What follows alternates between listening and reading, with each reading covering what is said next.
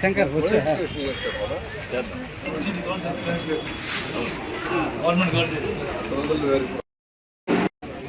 మీకు అందరికీ తెలిసిందే, నెల్లూరులో విఆర్ హై స్కూల్ని ఎవరు ఊహించిన విధంగా దాన్ని తీర్చిదిద్దాం.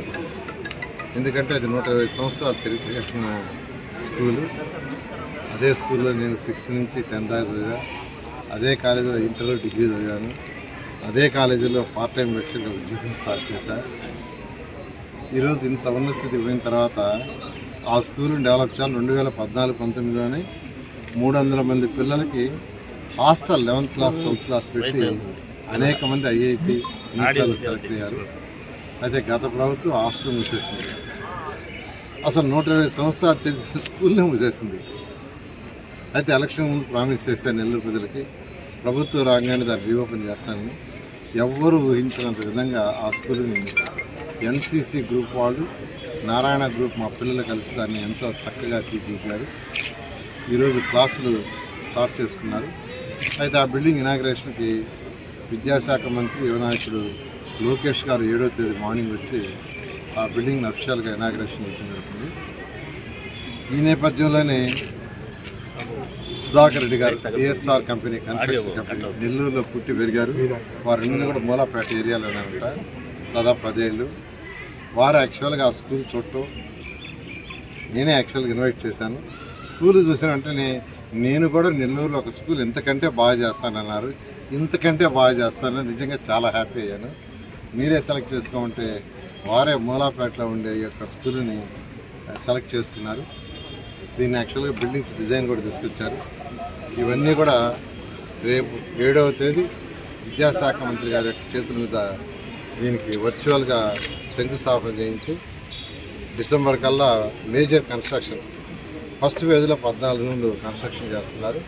తర్వాత సెకండ్ ఫేజ్, థర్డ్ ఫేజ్లో అట్లా 1050 మంది ఇక్కడ చదివేటట్టుగా, నర్సరీ నుంచి 12th దాకా చదివేటట్టుగా వాళ్ళు ఒక మాస్టర్ ప్లాన్ చేశారు.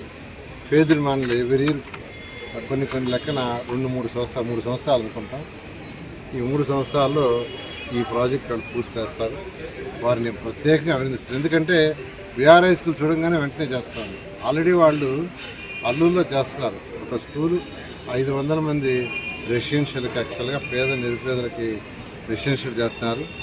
అది నేను వీడియోలో చూసా, చాలా బాగుంది. ఇప్పుడు ఇవాళ యాక్చువల్గా 1 గంటకి దాన్ని చూడబోతున్నా. వారు ఇన్వైట్ చేశారు. ఎందుకంటే చూడటం వల్ల అక్కడ అంటే వీడియోలో చూస్తే అక్కడ మనం చేసే దానికంటే బెటర్గా ఉంది.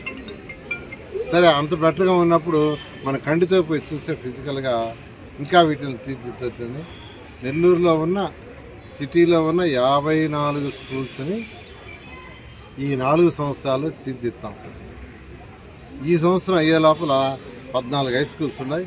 14 హై స్కూల్స్ని డిఫరెంట్ దాతల దగ్గర యాక్చువల్గా విఆర్ హై స్కూల్ కంటే బెటర్గా చేసి దాదాపు రాబోయే సంవత్సరానికి 10,000 మంది ఈ హై స్కూల్స్లో అడ్మిషన్ ఉండగా ఇండస్ట్రీగా చేస్తున్నాం.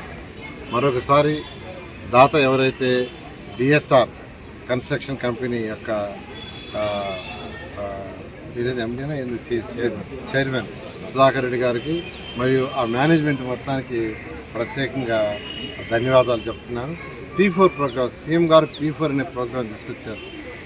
ఆ ప్రోగ్రాం ఏంది, సొసైటీలో బాగా డెవలప్ అయిన టాప్ 10%, పూరెస్ట్ ఆఫ్ ది పూర్గా ఉన్న బాటమ్ 20% కొద్దిగా లిఫ్ట్ ఇవ్వటం, సలహాలు ఇవ్వచ్చు, ఉద్యోగానికి ఇవ్వచ్చు, ఫైనాన్షియల్గా పెట్టగలిగితే కొంత పెట్టడం.